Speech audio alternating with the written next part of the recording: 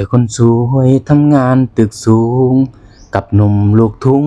ห่างฉันเหลือเกินแอบรักคนดีมาตั้งนานเนิ่นฝันใจเหลือเกินยามเธอมองมาบรรยากาศยามเสาร์คิดฮอดความเก่าความหลังทุกคนนี่แหละตอนคอยเฮ็ดเวียกเฮ็ดงานอยู่โพนิมิตเด้ออยู่ใส่เก่ากันเนาะตึก42ชั้นเนาะผ่าอุปสรรคมาหลายอยู่หั่นกับทุกคนผ่านความเป็นความตายมาอีกก็เยอะแยะอีกทุกคนโอ้ยเนาะนี่บรรยากาศตอนเสาร์เนาะบ่แม่นหมอกเด้อทุกคนอันนั้นแหละคือไอฝุ่นไอดินแบบว่าไอฟิตเนาะฝุ่นล้วนๆเนาะมันบ่แม่นหมอกเด้อทุกคนนะนี่แหละคือฝุ่นเนาะนี่แหละภาพบรรยากาศหน้างานทุกคนมื้อนี้ก็สิมาเบิ่งหน้างานใส่งานเก่าค่อยเนาะ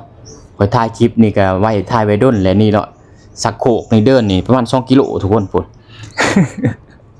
อย่าว่าสร้างนมบอกอ้าวทุกคนมันยาวอีหลีเนาะสักโคกนี่ก็เนาะสั่นได้นี่สั่นขอจื้อบ่ได้เลยทุกคนนี่เนาะขอกระทายไปด้นเติบแล้วก็บ่ได้ลงมาให้ทุกคนเบิ่งนี่ใช้งานเก่าก่อยเงินอยู่นี่เป๊ะทุกคนและก็สร้างนมมักเฮ็ดมักร่วมงานกับคนที่เว้าไว้ว่าตรงไปตรงมาเนาะเพราะว่าเจ้าของบริษัทเขานี่เว้าไว้ว่าโอเคเลยทุกคนเนาะเว้าไว้ว่าคือว่าเงินเฮาบ่พอเบิกเฮาขอเบิกก่อนเขาก็ให้เบิกเนาะเฮาอยากได้เท่าไรเขาก็เว้าไปแหละก็เขาก็สิมีการต่อรองกับเฮาอีกน้อยๆนิดนึงเนาะทุกคนเนาะนี่แหละอยู่นี่คือว่าโอ้ยสุดยอดเลยทุกคนพี่น้องเอ้ย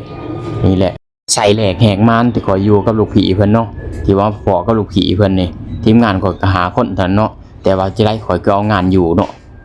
ย้อนข่อยดุมันก็ยันเพียรเนาะซอยกันซอยเรือเจ้าซอยข่อยก็ซอยเจ้าเนาะเฮ็ดเวียกเฮ็ดงานนำกันไปนำกันตลอดทุกคน